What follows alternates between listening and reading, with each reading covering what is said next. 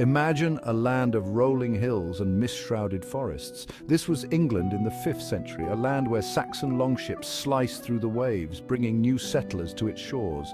The Saxons, a Germanic people, carved out kingdoms from the remnants of Roman Britain. They built halls of timber and thatch, their lives intertwined with the land. Life was harsh, a constant struggle against the elements and rival kingdoms. Yet, amidst the turmoil, a distinct Anglo-Saxon culture emerged. This culture found its voice in the epic poems of Beowulf, tales of bravery and heroism that echoed through the ages. Monasteries, beacons of learning, kept the flame of knowledge alive, preserving ancient texts and fostering literacy. The Saxons laid the foundation for a unified England, their language and laws shaping the nation to come. However, their world would be forever altered by the events of 1066, a year etched into the annals of English history. The year 1066, a pivotal year in English history. The death of Edward the Confessor plunged England into a succession crisis. William, Duke of Normandy, saw his chance. Assembling a mighty fleet, he set sail for England. On October 14, 1066, the armies clashed near Hastings.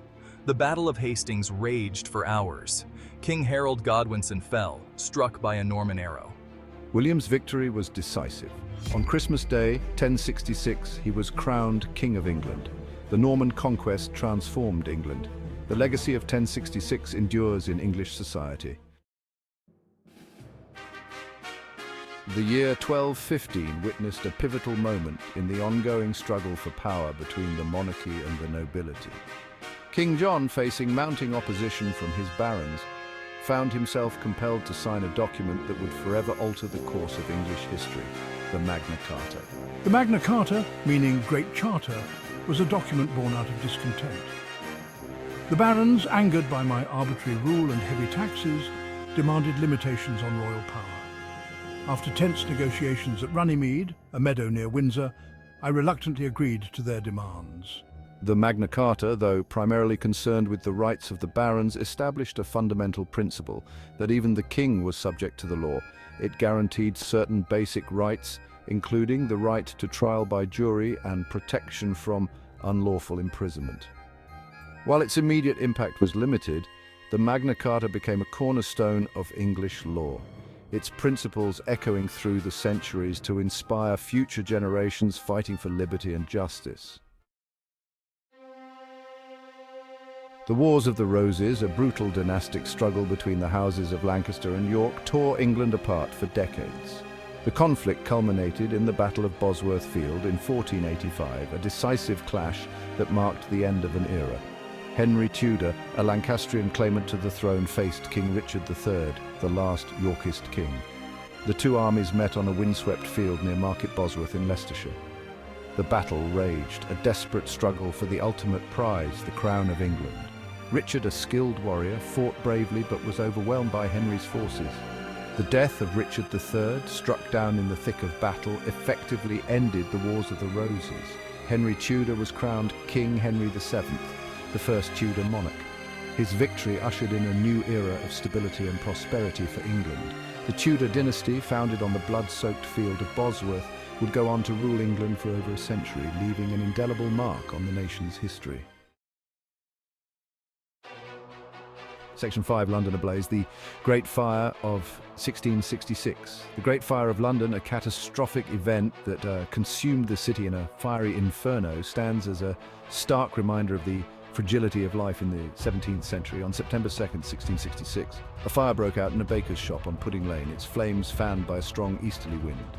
The fire quickly spread, engulfing the tightly packed wooden buildings of London. The city's firefighting efforts proved woefully inadequate against the inferno. For 4 days and nights the fire raged, turning day into night and leaving a trail of devastation in its wake.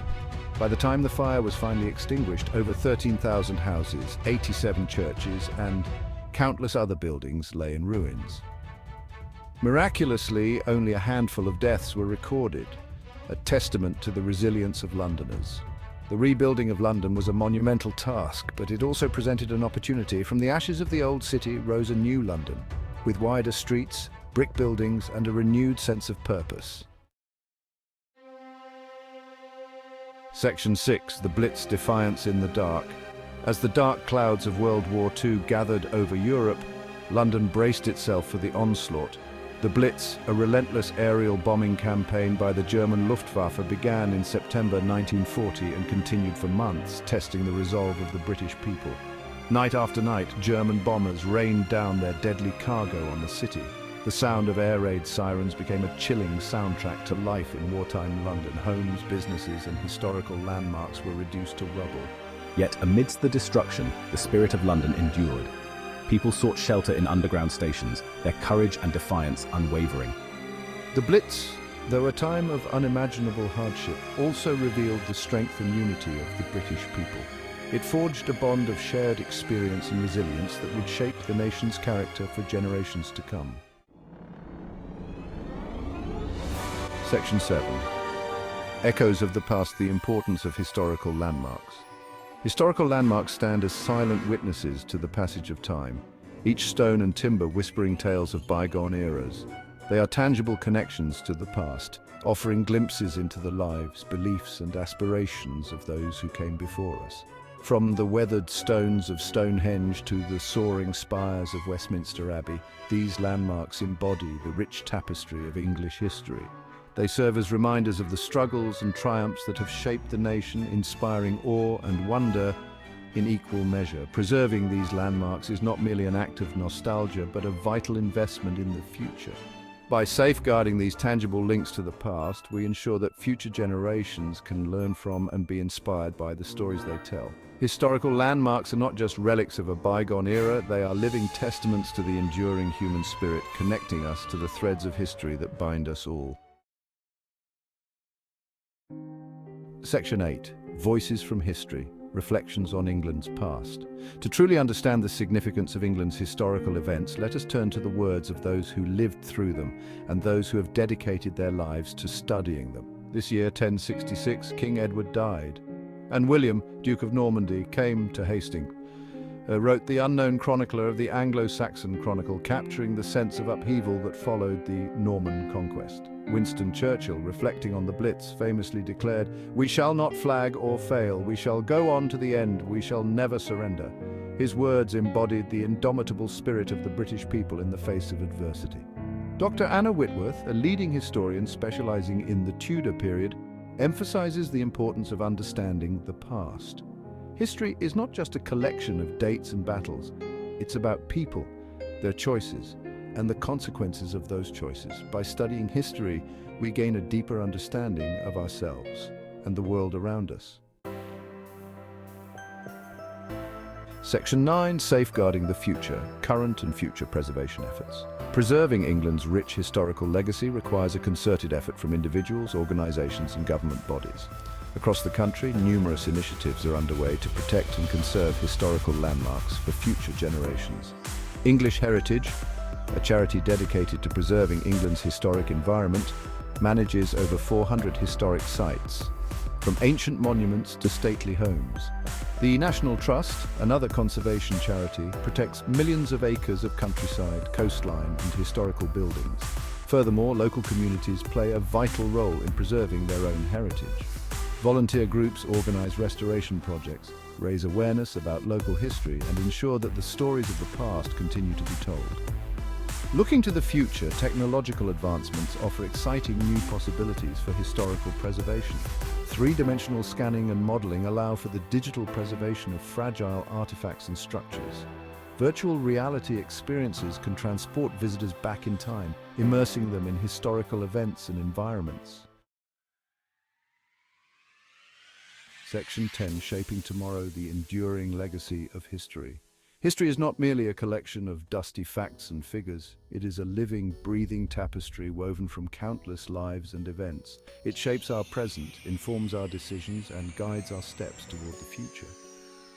By understanding the past, we gain a deeper appreciation for the complexities of the present and equip ourselves to navigate the challenges of the future.